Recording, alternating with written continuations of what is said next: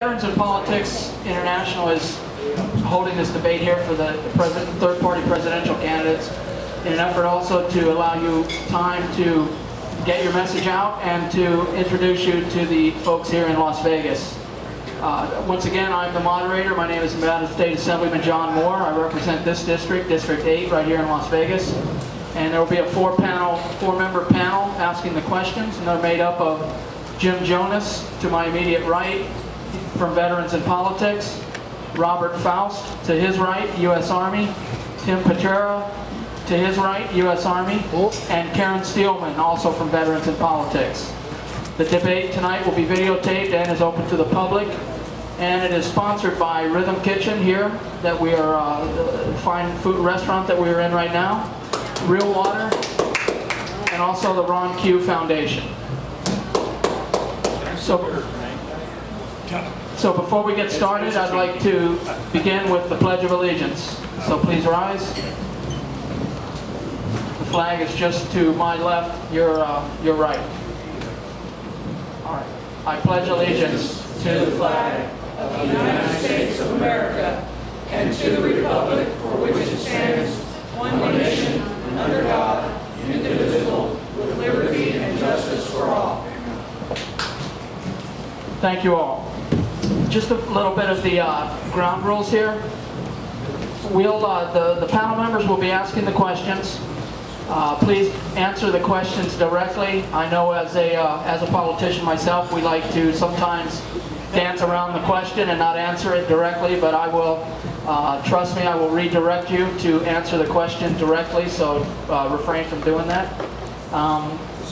We will start with a 1-minute introduction from each of you to introduce yourselves, and then we will move into the questions. You will have about 1 minute and 30 seconds I'll give for each answer, and then I'll be timing it up here on a timer, and then I'll cut you off.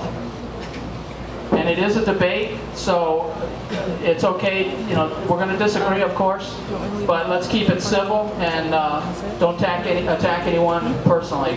We can't do that at all. So with that, let's get started.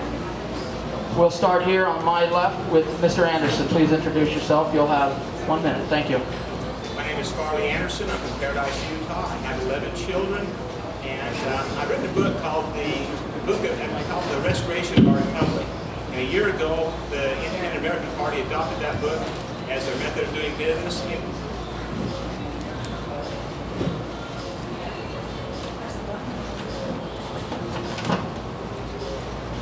Testing.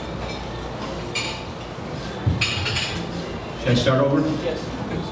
My name is Farley Anderson. I'm from Paradise, Utah. I have 11 children and I'm a member of the Independent American Party. A year ago, the Independent American Party adopted my book, The Restoration of Our Republic, as their method of doing business. In 2009, we used this process in Utah in 5 communities, and 4 of those communities won their elections. Basically, it is a group of citizens getting together and issuing a call to serve, and then those who issued the call are the ones who do the campaign. We go knock on every door and say, we called this person to serve for these reasons. Politics in America right now is terribly amok, and the only way that the American citizens can win is to change the game. And we have a plan for changing the game. My hope is that we can introduce this nationwide and give independent candidates a chance to be heard. That's about it. Thank you. Thank you. And at the 5-second mark, I'll hold up 5 so that you know exactly where you're at. So, Mr. Smith. Thank you, and thank you all for participating in this presidential debate. My name is Rhett Whitefeather Smith, and Whitefeather is a name given to me by Native American, and I am very proud to be learning more about Native Americans. I think it's so important that in this presidential campaign especially, that we would recognize the basic roots and the basic spirituality of America. And for me, that is the indigenous people that were here prior to the exploration discovery from the European nation states. So basically, I think it is so important that I have framed my entire campaign for president. I'm seeking the nomination of the Libertarian Party, but I have framed it around the First Amendment. The First Amendment of the Bill of Rights of our United States Constitution, and I will talk about more about that later. Thank you. Mr. Keniston?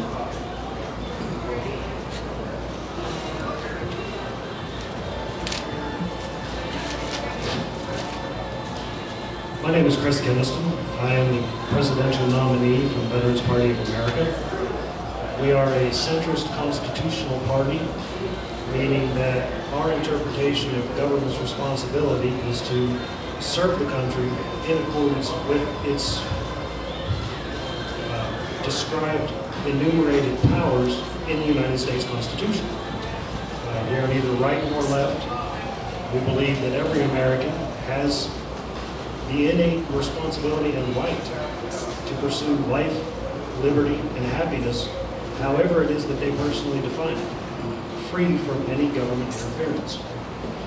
It is government's responsibility to keep the nation secure, negotiate international trade, and essentially to preserve and protect the rights of the American people. Anything beyond that is the responsibility of state government. And that is what we intend to restore at the federal level, at the local level, at the state level, at every level of government. Thank you. Dr. Kahn? Hello, and thank you for inviting us here to Rhythm Kitchen and Veterans in Politics International and our moderator and question panel. I'm Lynn S. Kahn. I'm an independent candidate for President of the United States. I have a very clear platform: fix government and build peace. That means transform every single agency of our broken government, build peace here at home and around the world. I am not a politician. I worked as an organizational psychologist inside the federal government for 32 years, including 6.5 years on the White House Partnership to Reinvent Government. I understand the mechanics of our federal agencies, and I have a look under the hood. I can see what works, what doesn't work. I have a huge network of people that know how to go into these agencies and make changes and do that in partnership with the American people. My platform 5 seconds. talks about citizen summits and conversations with America. Together we can build an America that works for everyone with no one left out. Thank you. Thank you. Ms. Curry?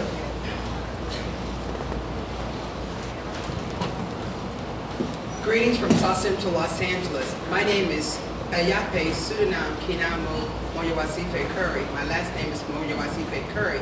You could say Suriname to save yourself. I'm one of the 6 candidates for the Green Party of the United States. The Green Party is the largest political party in the world. We are in 90 nations. We care about saving our planet. Since 1945, our species, because we're not many races, we're one. We are human races, have been able to annihilate ourselves. No more bombs. We believe in nonviolence, grassroots democracy, ecological wisdom, and social justice. Our candidacy is talking about making America great. At the beginning of our nation's founding, there were not a lot of folks of color included, as well as the founding of our party in 1984. So we talk about real issues, ending the doctrine of discovery, ending white privilege and white supremacy. I thank you, and I look forward to debating and making sure America is great. Be well, everyone. Thank you. And I'll just remind everyone, please speak up, speak into the microphone directly. Mr. Harris. Hi, I'm Arthur Harris.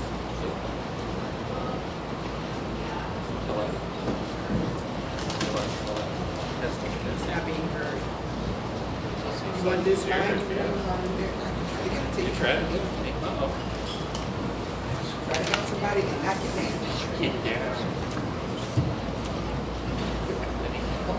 That's okay, brother, please, go forward. Hi there. My name is Arthur Harris. I'm an American independent running for President of the United States. I'm only here because I just got so upset with what was going on in the political arena, and we have a third of our country that's truly suffering. We're talking at least 30 million people who are looking for work. We're talking about 30 million Americans who have no health care. Yes, I'm a little upset. And that's why I'm here today. And I'm ready to kick some Trump lower posterior. Thank you. Mr. Mitchell. Good evening.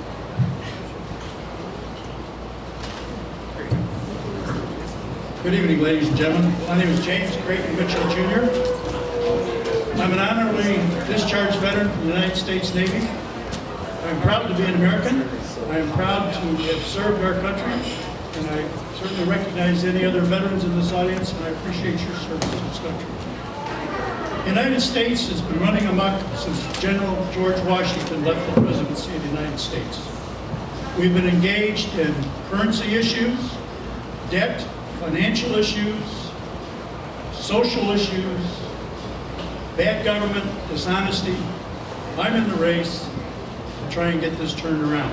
And like all the other candidates up here, I appreciate the opportunity to be here with you, and in many cases ditto the same things that you're saying without repeating ad nauseum.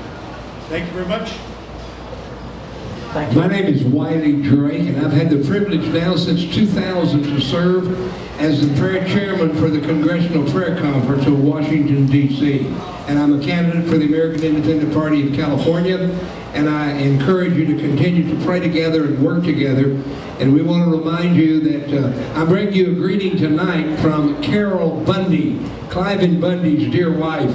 I was just on the phone with her a few moments ago, and she said we need people like this to keep going and to fight this fight. And tomorrow at 10 o'clock in the morning, I'm going to do my live television show. And anybody here, candidate or otherwise, if you'll see me, you can be on the Wiley Drake Show tomorrow morning at 10 o'clock. I don't know where we're going to do it yet. We'll find a Starbucks, but you see me, and we'll be glad to have you on the program tomorrow. We do a 1-hour live internet television program. Thank you, Mr. Drake. And now we will begin the questions.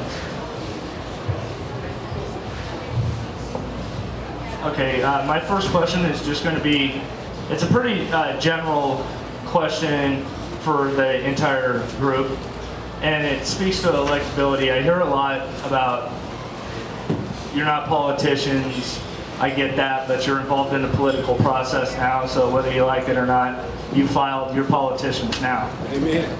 In the last 6 years, or last 6 presidential election cycles, there has been the same states vote Democrat, and that has accumulated in all 6 cycles to 242 electoral votes.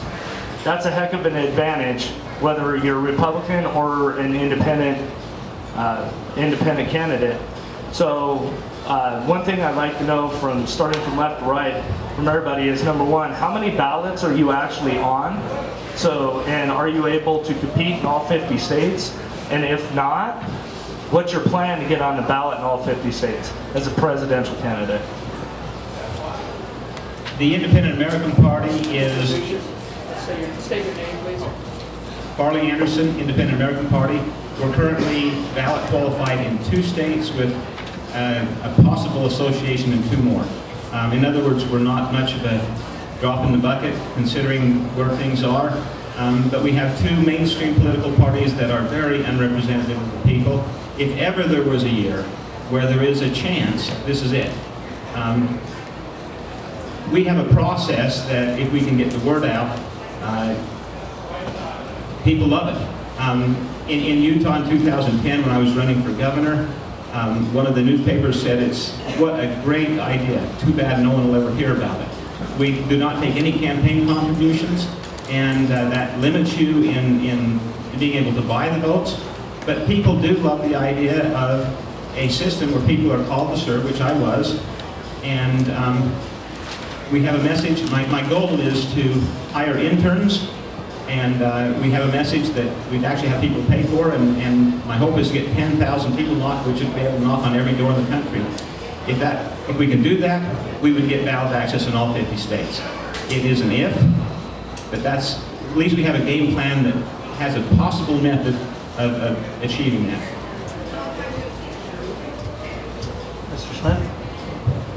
Yes, thank you. My name is Rhett Whitefeather Smith, seeking the Libertarian nomination. And yes, the Libertarian Party has been on the ballot in most of the states, and I understand this year that all 50 states will be carrying the Libertarian nominee. Thank you. Mr. Keniston?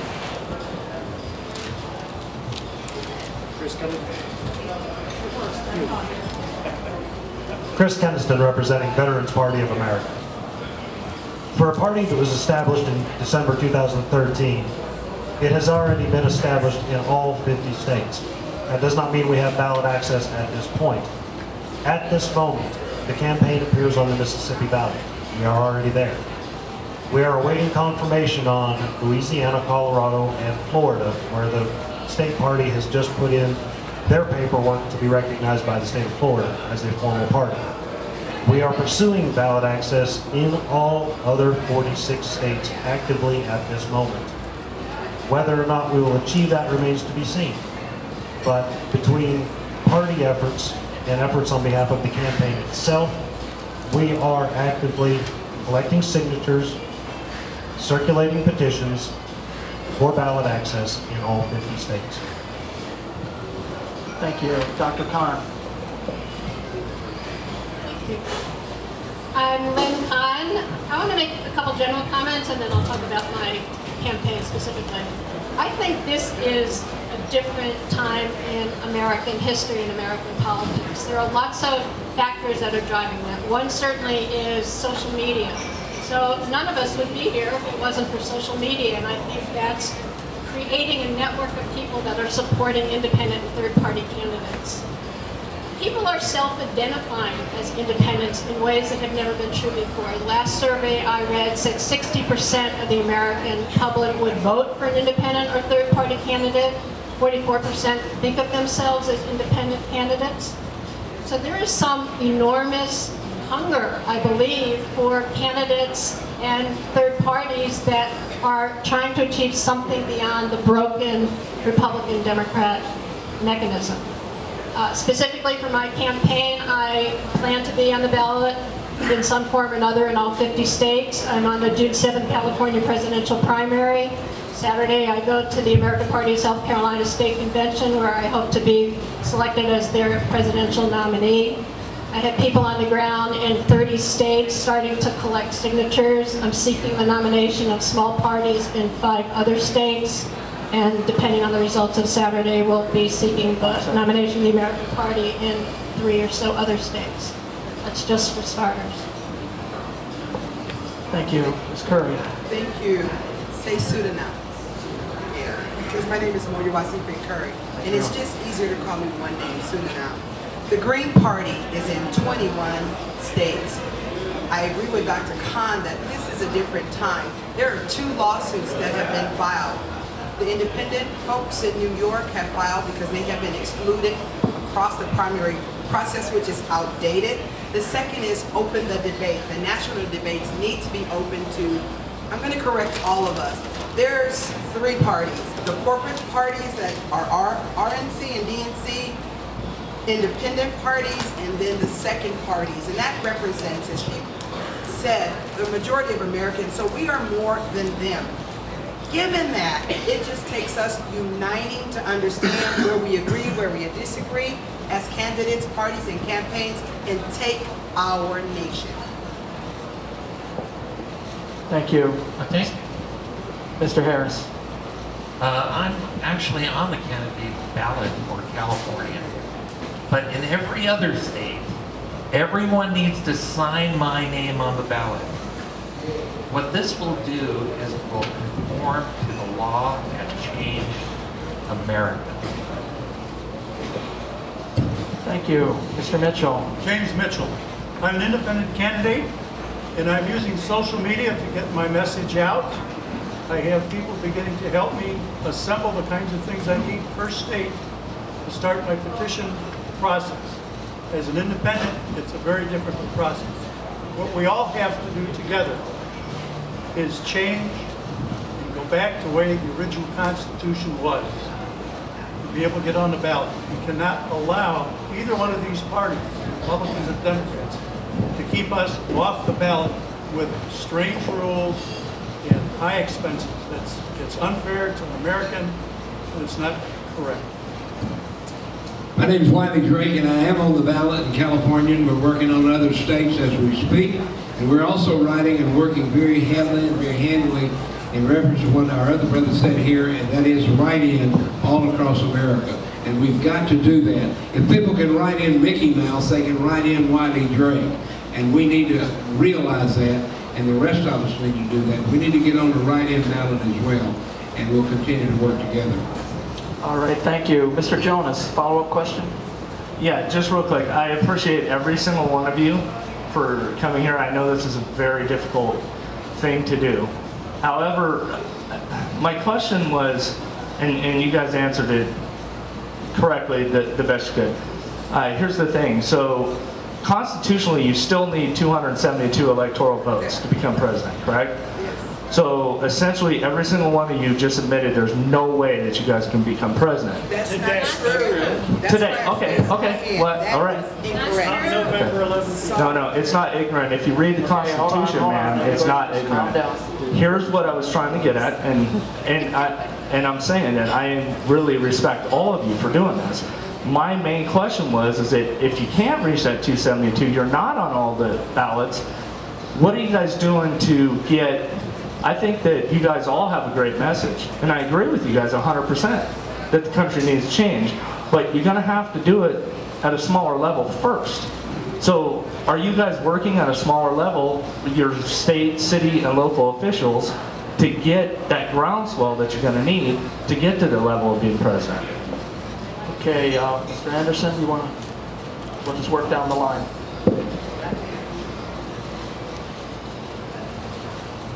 That is actually our specialty, is at the local level. And we have this method, and it can be adapted and used by anyone. And it simply means a group of citizens get together. We did in our community, I put a poster on the bulletin board at the post office saying anyone interested in supporting good government in Paradise, Utah, show up tomorrow at the tennis court. We had 30 people show up. We discussed it. We went and issued the call, and the person we issued the call to received the votes for mayor in Paradise, Utah. That process was repeated again in 4 other communities, and 4 of the 5 communities won their elections. So on the grassroots level, that's where we have a plan, and when we tried it on a statewide level, it was more difficult. I ran for governor. We actually asked 3 other people to run for governor. They all turned us down. And so the group looked around and said, it's going to be one of us, and you wrote the book, you're it. Technically, I won the election. I got more votes than any other candidate who's qualified to be on the ballot. Had Utah been a republic, I would have been governor. It's the only election challenge in Utah history that did not receive a hearing in court. They kept shut us out of the courts, and they did not play by the rules, and as a result, we have some of the dirtiest politics in the nation. The state of Utah just next door to you here. All right, Mr. Smith. Okay, I do object to the assumption that the Libertarian Party would not have the same advantage as the Democrat and Republican Party. It's my understanding that we're on every state ballot, so there's no difference between the Democrat and Republican and Libertarian parties as far as having a nominee on the ballot. Thank you, Mr. Keniston. Well, as I mentioned earlier, Veterans Party of America was established in December 2013. This is our first major election cycle. And it was established not as a top-down party, but as a grassroots, bottom-up party. At the present moment, we do have 2 Veterans Party representatives that have been elected. We have the mayor of Commerce, Oklahoma, and a county comptroller in Williamsport, Pennsylvania. So right now, we're about 500. We've been in 4 elections, taken 2 seats. For this election cycle, we are putting forth candidates at the local level, at the state level, and at the federal level. The fact that I sit here at this table today as their presidential candidate does not mean that we are only focused on the White House. We are attacking 2 major parties at every level of government. Thank you, Dr. Kahn. Thank you. So yes, is that working? 270, you're right. 270, what a magic number. I want to say three things. First, I started understanding the ballot access issues in December of 2014. So I've been looking at this stuff for a long time. An extra challenge for independent candidates is understanding the ballot access issues, whether you're running as an individual or as a small party or a more established party. As an individual independent candidate, I have to name my presidential electors right now in many states. So there are states where I have to name my presidential electors before I can begin collecting signatures. There are states, like Virginia, where I have to name my presidential electors by congressional district before I start collecting signatures. And in most states, I have to hand in the list of presidential electors with my signatures to get on the ballot. I'm on it. I've been working on it for a while. I think that there are a lot of people that are trying to help each other understand the ballot access issues. And there is a recognition among many independent presidential candidates that there's a point at which we need to start talking to each other about what does a coalition really look like. So there's a lot going on. Some of it obvious and some of it not yet obvious. Thank you. Pseudonym. Thank you, all the candidates, for clarifying his area of understanding. I want to step back. First, the Green Party does not want to go back to the Constitution. My ancestors were considered 3/4 of a human being, so we're not about going backwards. Second thing is that I said clearly we have ballot access in 21 states. As well, we're a national party. We're the largest party in the world with 90 nations, and as we all know and should know that by the end of this century it would be a brown century. So we're ahead of the game in that way. We have Nona LaDuke, who's a Native American who ran during our first campaign with Ralph Nader. Green is the most highly sought after word on Google, so the Green Party is doing groundswell.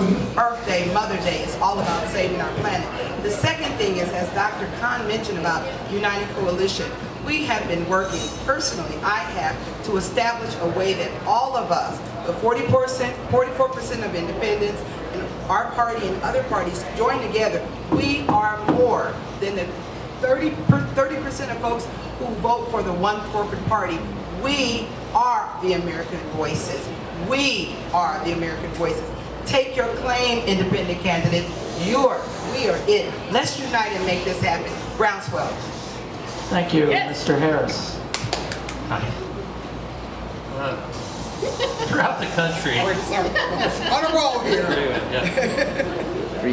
throughout the country, actually, I know Donald Trump through an ACN experience, and I've been actually out in the field working with poor people on the streets who have no job, that basically are looking for food.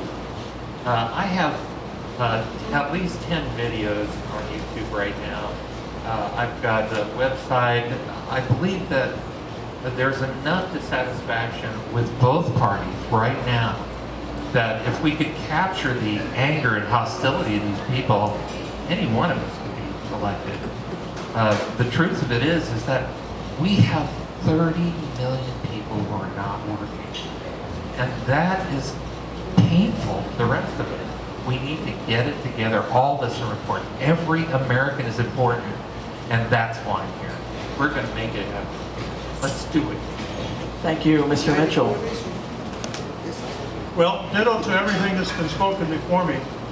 And what's impressive about this panel of people, and some other people who may not be here, collectively, we all represent the concept that none of the above is acceptable. It has not been acceptable for at least 50 years. And it's eye-opening to read Phyllis Schlafly's book, A Choice, Not an Echo. And when you realize, starting with Wendell Willkie in 1940, the parties, especially the Republican parties, have been playing games at the presidential election, and we're seeing it right now. And so collectively, we need to come together and get the rest of America on our side to break the backs of the cartel parties. Thank you. Someone mentioned getting back to the grassroots level. In 2008, Alan Keyes ran for president. I was his vice presidential candidate. We filed a lawsuit against Barry Soetoro. Now y'all call him Barack Hussein Obama, but his mama didn't call him that, his grandmother didn't call him that, but we went to battle and we put a case forth, and it's called Drake v. Obama. It went all the way to the Supreme Court, and they did listen. They didn't hear our case, but they did listen. Sheriff Joe Arpaio from Arizona and some other ground roots politicians put together a thing called Where's Obama's Birth Certificate? And that is on the website. You can still get that evidentiary packet. So the grassroots is where we've got to go. And yes, I'm running for president on the independent party, but I know there's some other things we can do, and we're going to bring some more suits. Our dear friend, an attorney right here in your town, just brought a lawsuit against the government here in Las Vegas, and we're going to continue to fight that over the Bundy issue. So we need to get back to grassroots. Yes, we need to do what we can. We need to get on the ballot if we can, but we need to not say, well, you can't ever make it, because there's a lot we can still do, and we will do it. Thank you. Mr. Foust. Good evening. My name is Robert Foust, a former U.S. Army combat veteran, a local businessman. I would like to thank you all for taking time to be here tonight, for showing the courage to run as independents. I feel like I've lived through the 3 worst presidents in the United States. So with that said, it's time for a change. And I think, as somebody mentioned earlier, it is time for an independent party to emerge. I don't think it's going to happen this year. With that said, I'm going to go into an education question, and I'm going to start with Mr. Anderson, and we'll work down. Common Core is something that you hear a lot about. I'm not really sure what the definition of Common Core is, but to me, Common Core means things that we all have in common: reading, writing, arithmetic, history, etc. Not baseball, not football, not soccer, not gym class, not the extracurricular classes. We were to get right back to hardcore education, and it's just simply reading, writing, arithmetic, history, that sort of thing. It would probably, I'm not going to say for sure, but I would say it would probably alleviate a lot of the tension that swirls around the gender issues with the bathrooms. And so I would like to hear your comments on Common Core and what you believe. Common Core is evil and needs to be abolished. Amen. We raised 11 children, and my wife is a master at this. Sometimes you need to take a child aside and say, can you rule over yourself, or do you need someone to rule over you? Children need to know who they are and discover what their gift is and how they're going to give that gift to the world. Education needs to inspire, and it needs to prepare them in the basics. We opted out of the public school system because it did not match the desires we wanted for our own children. And I feel bad that we have a nation that is currently destroying our youth. We've taken God out of our history, which removes all meaning in history. We have destroyed their education is completely broken and needs to be fixed from the ground up. Thank you. Mr. Smith. Thank you. An excellent question. Certainly Common Core is been battered around a lot, and obviously it's an attempt to have one curriculum for all 50 states. I formed an organization in the state of Texas, Veterans for Education Reform. It's about the lobbying the Texas State Board of Education. You may know the Texas State Board of Education, when the publishers get approval there, often those curriculum are adopted throughout many of the states, about 25 or 30 states. So I'm opposed to Common Core.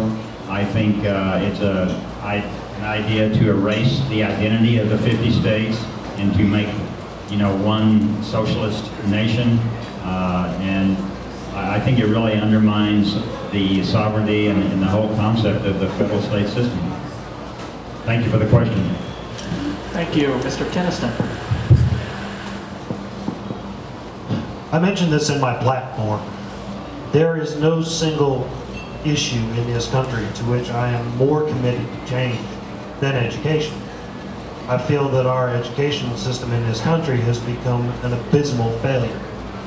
And I say that having lived in several different states and experienced the disparity in the educational standard between states. Now, there's a fallacy to assume that Common Core is a federal government issue. It's not. Common Core did not come from the federal government. Common Core came out of a meeting of governors who together made the decision to implement this mutually agreed curriculum. Now, it may be true that the Department of Education shows favoritism to Common Core states, and if that is the case, that will end on day one of my administration. That will be my first executive order, that the Department of Education will no longer show any preference in funding, in assistance, or any other sort of involvement with Common Core curriculum. Having lived most recently in Louisiana and moving to Texas, Louisiana is a Common Core state. Texas is not. Louisiana's educational standards are infinitely lower, and I didn't realize it until we moved. 5 seconds. The level of education my children received in Louisiana, blown away by what's happening in Texas. And it's everywhere in this country where Common Core is a standard. It is not a high standard. It is a low standard, an achievable standard, and it's a disservice to everyone who's involved. Thank you. Dr. Kahn. Thank you. I'm going to answer the question directly, and then I'm going to make some comments about education reform in general. I see Common Core as one of many ways in which the federal government and the U.S. Department of Education in particular are overreaching and behaving in ways that I believe are not constitutional, so I do not support Common Core as an example of the overreach and overregulation of the federal government. I have a 7-track plan to transform government and build peace, and it starts by cutting $1 trillion of waste out of our bureaucracies and using the savings to invest in our communities and our families. The budget of the U.S. Department of Education is $70 billion. I believe that $30 billion are programs that have absolutely no results anywhere. So I think that the U.S. Department of Education has failed this nation for decades. It's done that in ways that make our children not competitive in the world stage. It's done that in ways that do not teach people how to work together as teams. There's no project-based learning in so many of our schools. There's no attention to bullying and harassment that goes on in a lot of our schools.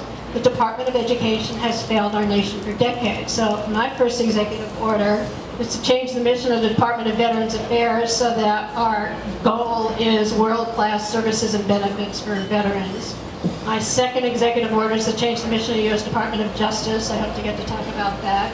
And my third executive order is a hard freeze on the U.S. Department of Education.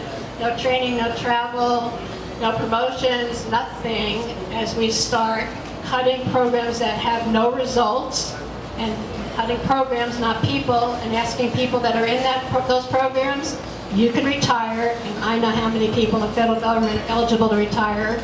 You can join Teach for America and actually teach something to a child and help our children learn. Or you can take an interagency transfer to the new and improved Department of Veterans Affairs and help with those 500,000 veterans who are awaiting decisions on their benefit eligibility. So you can retire, teach, or help a vet.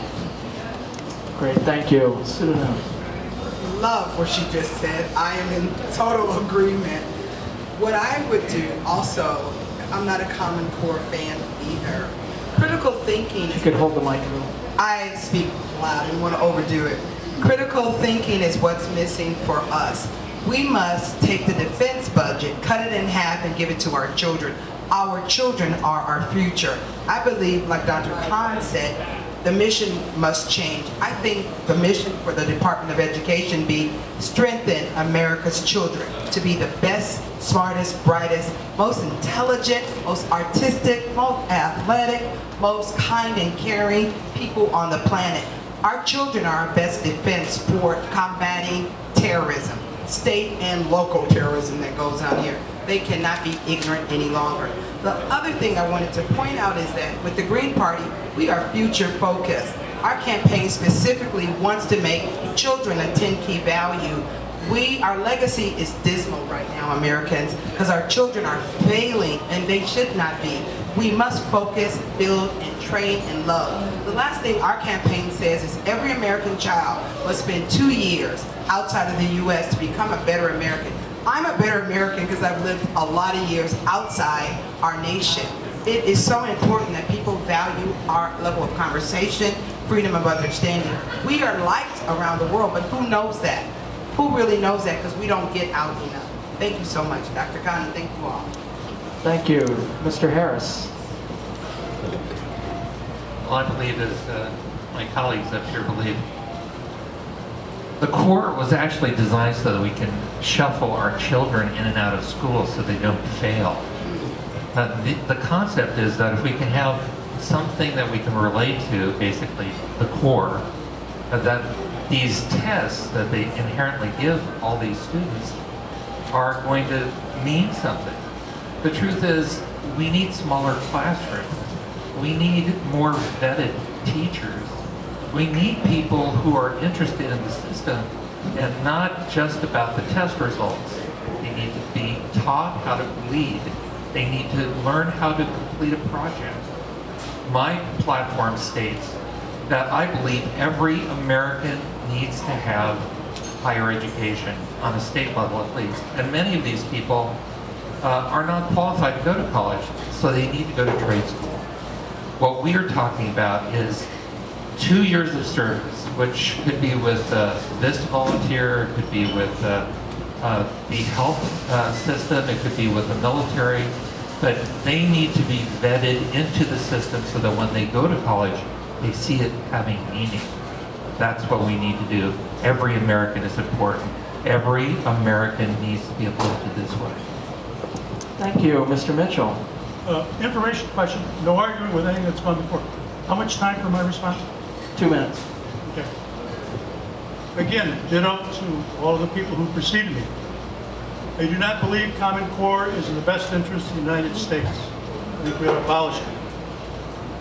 The other thing I think that we need to do is at the grassroots, we need to talk to our members of Congress and say, the 10th Amendment to the Constitution is the barrier between federal government and states' rights and states' issues. Anytime any unit of local government or the state wants to reach across that barrier and access federal money, we have the wrong people in our backyard, in our homes, in our communities, trying to dictate what our life should be or not be. As I was looking at the local papers, it's interesting that the schools are having a shortage of teachers, to find teachers. I would put the challenge out to Las Vegas and the business community. We have a great opportunity here with veterans in politics. Why not veterans in education? Because we have a lot of veterans who have college degrees, college courses. They may or may not be officers, but they're smart people, they're educated people, they are dedicated Americans. Their oath was to protect and defend the Constitution of the United States. My deceased wife was a very good school teacher. We need to stop bad rapping teachers. We need to take a look at the school boards and sometimes the superintendents and principals and rein these idiots in for a better education in America. Thank you. The only way we're going to get a decent education in America is to take it away from the government, period. The government's got... The government's got no business raising my kids and educating my kids. I've got a 51-year-old daughter, a 50-year-old daughter, a 40-year-old daughter, and a 39-year-old son. They were all educated at home. No government, no government, no government. They're not perfect kids, but they're well educated. They were educated at home. The biggest mistake we made in this country was saying to the government, you can educate our children. Nobody can educate our children better than mama and daddy. And if you think that's wrong, you better read your Bible. The Bible says mamas and daddies and grandmas and grandpas are supposed to be educating our kids, not the cotton-picking government. Thank you. Mr. Petarra. So first of all, I'd like to introduce myself. My name is Petarra. I'm a political activist and millennial Republican. I'd like to thank y'all for coming. I have been a third-party candidate. I know the struggle you're going through. And I'd like to say that I, as a Republican, welcome the conversation we can have with third parties. And I welcome the future political atmosphere, including all options and all votes with all parties and political opinions. So my question is more of a foreign policy question, because I am a foreign policy geek, and that's what I do. So as Commander-in-Chief, I want to know your opinion on the opportunity to open a NATO-type organization in the Pacific to counter Chinese aggression, thus pursuing an indirect American role overseas in the Pacific and not a direct military role. What are your feelings on that? We'll start with Mr. Anderson.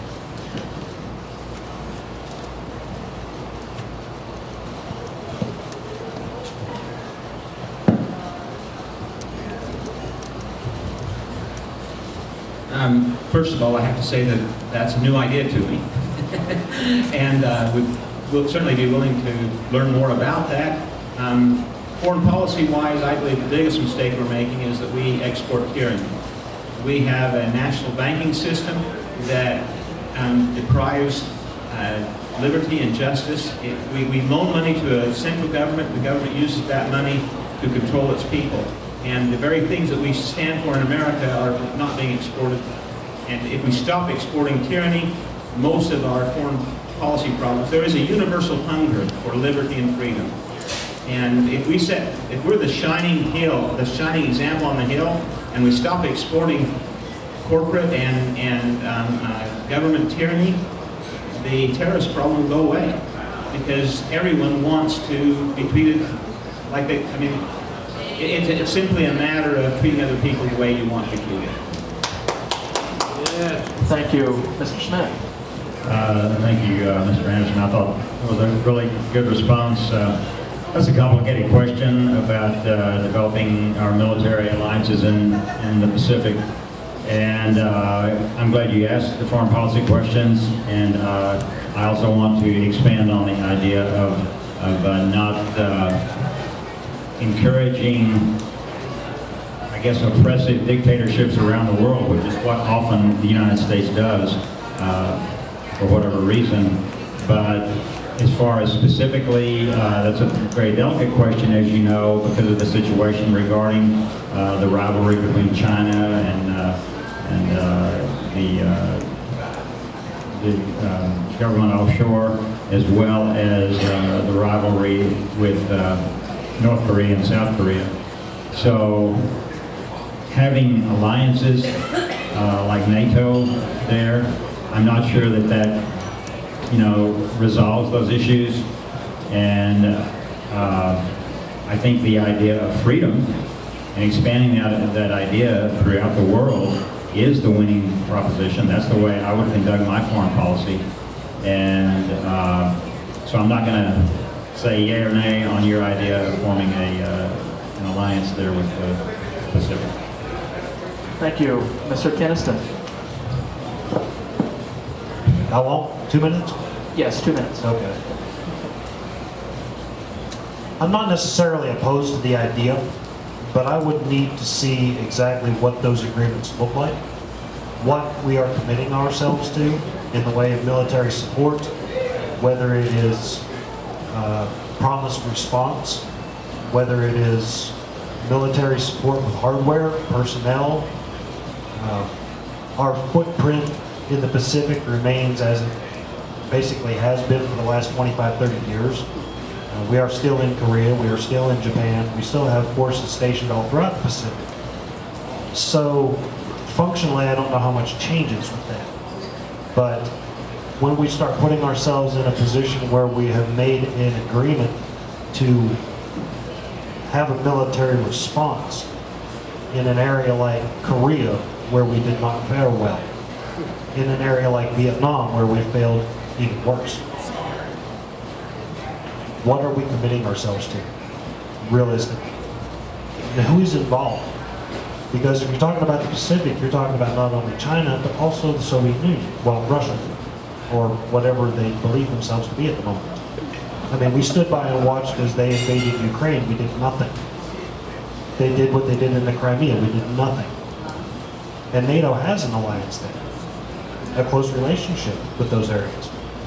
So I kind of question in the 21st century what the commitment of any 21st century administration has been to honoring those allegiances when push comes to shove. Are we the friends we need to be to the countries we already have alliances with? And do they have our backs? Recent history says they don't.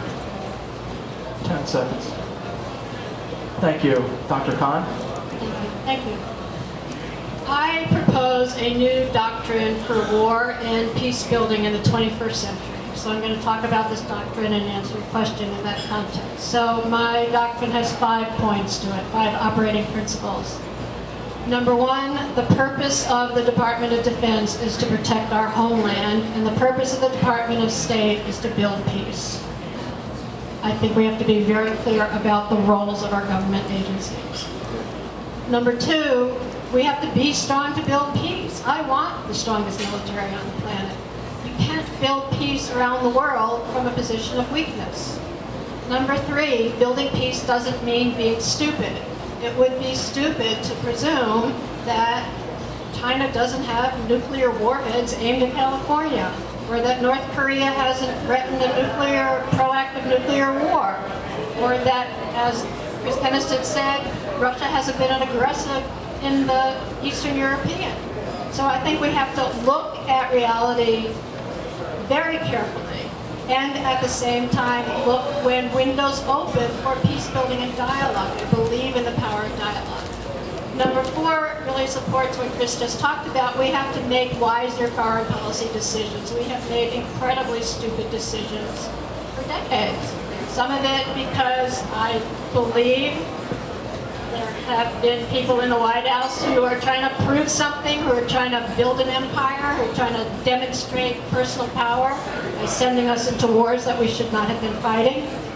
I think that sometimes our foreign policy has been captured by the arms industry and the defense industry and big business and big money. I think that sometimes the public hasn't been allowed to have a dialogue about war and peace building in the 21st century, or 20th century. And point number 5 is we need to tilt Washington, D.C. towards peace building. So some of that is real dialogue across political parties, and some of it is correcting the reality that we spend 12 times as much making war as we do building peace, and it's time to fix that imbalance. Thank you, Dr. Kahn. Pseudonym. Thank you. I am so proud of each one of my co-presidential candidates. All together, we can make this happen. I really appreciate each one of your thoughts, opinions, ideas, and programs. Let's get real. China is an older, more sophisticated civilization than our nation is. We are a baby in this world, less than 300 years old. So we have a lot to think and look at. Russia is older than us in its real sense. So we need to take a step back and look at who we're dealing with, what they come with, because they've sustained themselves and keep building. So that's the one thing. 2, Dr. Kahn hit it about peace building. He hit it about diplomacy. I'm green. As I said to you earlier, since 1945, our species could kill itself. For us, we're nonviolent. We believe in no more weapons. We don't need any nuclear. We can blow ourselves up. We got enough to blow up everybody. The 3rd thing is that NATO has overstretched itself. The 4th thing is big.